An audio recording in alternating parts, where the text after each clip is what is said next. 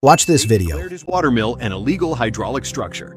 The mill is 133 years old. It grinds flour for local farmers. But watch the moment when the judge opens two dates. My great-grandfather built this mill in 1893. For 133 years, it has stood on our river. We grind grain for farmers throughout the district: wheat, corn, rye. 27 farming operations depend on our mill. Last year, a state inspector came. The mill is declared an illegal hydraulic structure without a permit for use of a water body.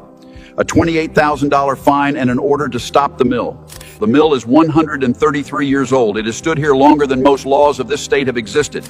The use of water bodies for the operation of hydraulic structures requires obtaining a permit from the Water Resources Department under Water Code Section 22-A. The plaintiff's structure is operated without the appropriate permit. The $28,000 fine and stop order were issued lawfully.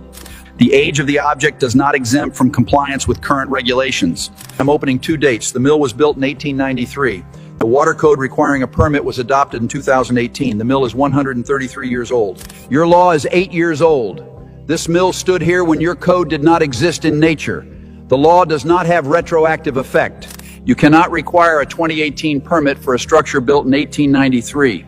27 farming operations depend on this mill. The $28,000 fine is dismissed. The mill continues to operate. The state pays court costs. Watch this video. They filed a lien on his house while he was deployed in Kuwait. His crime? Late HOA dues and tall grass. Hear what the judge had to say about that. Mr. Hollis fell behind on his quarterly dues, and we sent multiple notices to the address on file. We didn't hear back, so we followed our standard collection process: late fees, violation fines, and legal costs. We filed a lien to protect the association's interests. This is how we handle every delinquent account. I was stationed in Kuwait running logistics for the Army. My bank froze the card linked to autopay because of a fraud alert, and the HOA payment bounced. They never checked if I was military. They never went to court. They just piled on fees while I was deployed. I didn't find out until I got home. There's a letter saying they're going to foreclose on my house over $570 in HOA dues. First thing I did when I got that letter was go to the legal assistance office on base. JAG told me about the Service Members Civil Relief Act. Under Section 3953, can't file a lien or foreclose on a service member's property without a court order. And then under Section 3937, interest capped at 6%, they charged 18. The Service Members Civil Relief Act has been around since 2003. Your client should know it. You fined him for grass while he was on the other side of the planet in Kuwait. All right, so here's what we're going to do. The lien is void. Interest gets recalculated. Those lawn fines are vacated. Mr. Hollis owes the original $570 plus 6%. This soldier didn't pay his hospital bill for 6 weeks. It looks like a clear case of negligence, but the reason he went silent is the last thing you'd expect. I was in a medically induced coma for 6 weeks, Your Honor.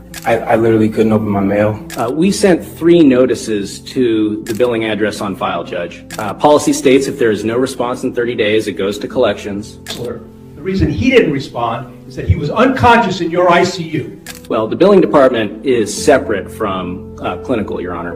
You cannot put a lien on a man's house for ignoring you while you are actively keeping him asleep. The lien is vacated immediately.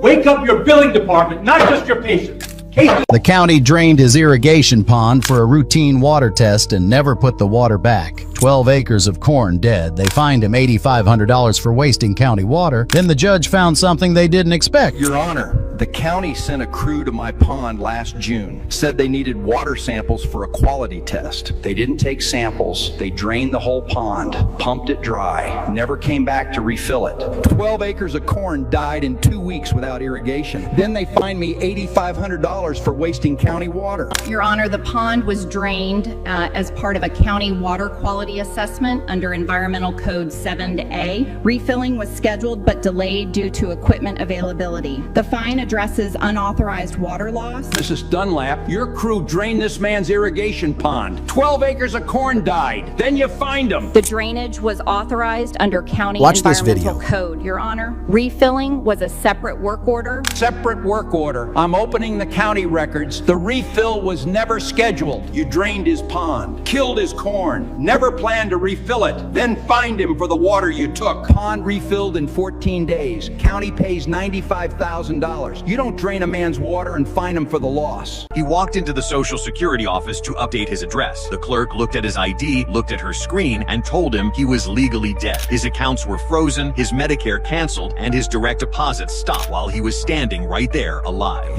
Mr. Porter, I am holding a government-issued death certificate with your name on it. When did you die? According to the Social Security Administration, Your Honor, saying March 7th. I was grocery shopping that morning. Miss Fields, who exactly reported Mr. Porter as deceased to the Social Security Administration? A data entry error during a database reconciliation process incorrectly flagged Mr. Porter's record as deceased. They canceled my Medicare the same day. I found out when my pharmacy rejected my prescription. Account cancellations are automatically triggered upon death status entry. The system cannot distinguish errors from valid reports. The system cannot tell a living man from a dead one, and it controls his Medicare. I went to the office in person, showed my ID. They told me the system overrides physical presence. The system overrides physical presence. He was standing alive in their office and the computer won. Reversal requires a formal administrative review process averaging 180 days, Your Honor. 7 months, no Medicare, no direct deposits, no bank access. I am 71 years old. 6 months to unkill a man who was never dead, while he stands in front of you, alive. We have since expedited Mr. Porter's case and expect full restoration within 30 to 6 additional days. Additional days. He has been legally dead for 7 months and you need 60 more. Absolutely not. Government pays $95,000 medical costs, $75,000 wrongful death status damages, and $180,000 punitive. Total, $350,000. Restored today. Follow for breakdowns like this. Cases so shocking, you'll need to share them. What's the wildest case you've heard? Drop it in the comments and tag someone who loves true crime stories.